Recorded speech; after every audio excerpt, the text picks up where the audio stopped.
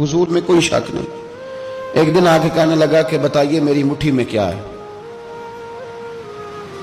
تو نبی پاک صلی اللہ تعالی علیہ وسلم نے فرمایا اگر میں نے بتا دیا، کہنے لگا اگر آپ نے بتا دیا تو میں کلمہ پڑھ لوں گا۔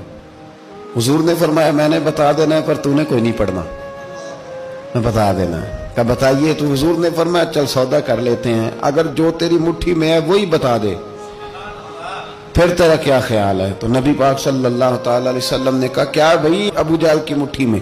تو اس کی مٹھی میں کنکر تھے، کنکروں نے کلمہ پڑھنا شروع کر دیا۔ جب کنکروں نے کلمہ پڑھا، پتھر تھے وہ، انہوں نے کلمہ پڑھا، ابو جہل نے وہ کنکر زمین پہ پھینکے کہنے لگا اوہو تیرا جادو تو پتھروں پہاڑوں پہ بھی چلتا ہے۔ اب جملہ کہنے لگا ہوں سمجھ لینا، ابو جہل گوشت کا آدمی تھا، کنکر پتھر تھے، پتھر کلمہ پڑھ گئے۔ گوشت پوشت کا آدمی تھا پر کلمہ، کیونکہ یہاں کیا تھا؟ شک، اس نے آگے نہیں بڑھنے دیا۔ گوشت پوشت کا شخص ہو کے پتھروں سے آگے نکل گیا، نبی پاک صلی اللہ علیہ وسلم کی خدمت میں آیا۔ بلکہ وہ جو یہودی والی روایت ہے اس کے پس منظر میں بھی بعض محدثین نے لکھا ہے، اس کو بھی اسی نے بھیجا، کہنے لگا جاؤ نبی پاک سے جا کے کہو اگر وہ درخت آپ کا کلمہ پڑھے تو میں بھی پڑھ لوں گا۔ درخت، اب درخت ہوتے تو جاندار ہیں پر کلمے تو کوئی نہیں نہ پڑھتے۔ درخت سے بھی تو انسانوں سے کلمہ پڑھنے کی بات، اگر درخت پڑھے تو میں پڑھ لوں گا۔ نبی پاک صلی اللہ علیہ وسلم دور بیٹھے تھے، درخت دور تھا، اور امام سیوطی علیہ رحمہ نے لکھا ہے درخت بھی کیکر کا تھا۔ نبی پاک صلی اللہ علیہ وسلم نے فرمایا اس یہودی سے کہ تو جا کے درخت کو کہہ کہ تجھے نبی پاک بلاتے ہیں۔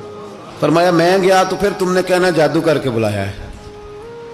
احتیاط بھی کی، ہر چیز آنکھوں کے سامنے رکھی، تو جا کے کہہ کہ تجھے بلاتے ہیں۔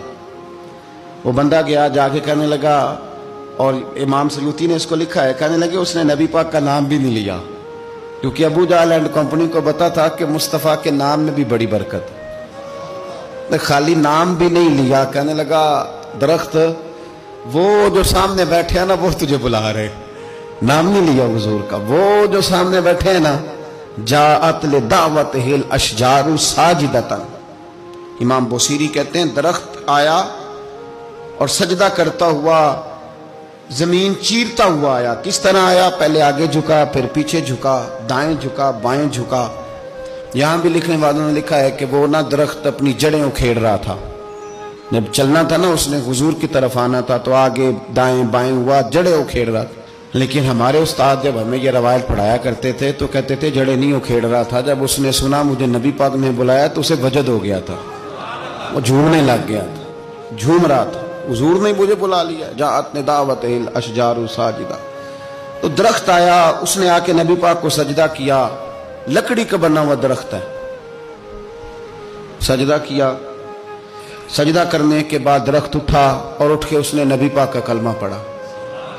وہ جس کو ابو جہل نے بھیجا تھا نا یہودی، وہ درخت کی حالت دیکھ کے کلمہ پڑھ گیا، وہ کلمہ پڑھ گیا، لیکن یہی بے ایمان کہنے لگا ہوئے ہوئے ان کا تو درختوں پہ بھی جادو چلتا ہے۔ لا ریب فی، شک قرآن پاک میں، لیکن اگر بندے کے دماغ میں ہو اس کا علاج ہے کوئی، ادھر ہی شک بیٹھ جائے۔ بھی سادی مثال دیتا ہوں کہ سامنے دیوار صاف ہو لیکن گرد اگر آئینے پہ پڑی ہو، دیوار صاف کرنی چاہیے کہ اینک کا شیشہ صاف کرنا چاہیے؟ ساری زندگی لوگ دیوار صاف کرتے گزار دیتے، ساری زندگی تراش خراش کرتے گزار، اپنی مرضی کی پینٹنگ کرتے گزار دیتے ہیں، پر اپنی آنکھ کی پتلی صاف نہیں کرتے، آنکھ کی پتلی صاف نہیں کرتے۔ کسی نے حضرت رومی سے کہا تھا حضور دنیا میں کوئی اچھا ملتا نہیں، فرمانے لگے تھوڑا رونا شروع کر تاکہ تیری پتلیاں وضو کر لیں، وضو کر لیں، وہ انہیں پتہ چل جائے کہ کتنے صاف ستھرے لوگ دنیا میں پائے جاتے ہیں۔ تو بھائی شک، ابو جہل پھر آ گیا، کہنے لگا اگر آپ چاند کے 2 ٹکڑے کر دیں تو میں کلمہ پڑھنے کو تیار ہوں۔ اچھا یہاں بھی بڑی مزے کی بات ہے، اللہ نے پہلے کہہ دیا نبی پاک کو کہ ان الذین کفروا سواء علیہم انذرتہم ام لم تنذرہم لا یؤمنون۔ محبوب یہ جن کی قسمت میں کفر ہے نا، آپ انہیں ڈرائیں چاہے نہ ڈرائیں، یہ ایمان نہیں لائیں گے۔ کنکروں نے بھی کلمہ پڑھ لیا، درختوں نے بھی پڑھ لیا، سارا کچھ ہو گیا، اور اللہ نے بھی کہہ دیا کہ محبوب اس بے ایمان نے کلمہ نہیں پڑھنا، پر حضور نے فرمایا یہ پڑھے نہ پڑھے ہم نے میدان نہیں چھوڑنا، جتنی دفعہ آئے گا نا ہم اسے ضرور معجزہ دکھائیں، جتنی دفعہ ہے، ہم کیوں میدان چھوڑ؟ آگے کہنے لگا جی اگر چاند کے 2 ٹکڑے کر دیں تو اقتربت الساعۃ وانشق القمر، تو نبی پاک صلی اللہ علیہ وسلم نے انگلی کا اشارہ کیا، چاند 2 حصوں میں بٹا۔ کوہ صفا ایک پہاڑی تھی مکے میں، آدھا ٹکڑا پہاڑی کی اس جانب ہوا، آدھا اس جانب، یعنی وضاحت کی اللہ کریم نے کہ ایسے نہ ہو کہ یہ کہہ دی وہ تو ایسے بالکل شک ہوا تو مل گیا، پتہ نہیں میری آنکھوں پہ جادو ہو گیا، ملا ہے کہ نہیں ملا۔ جب ٹوٹا تو حدیث پاک میں آتا ہے کہ آدھا چاند کوہ صفا کی ادھر گیا اور آدھا تو پہاڑی تھی، چاند نیچے آیا، پہاڑی کے گرد گھوما، آگے جا کے ملا، یعنی وقفہ دیا گیا باقاعدہ دیکھنے کا، سمجھنے۔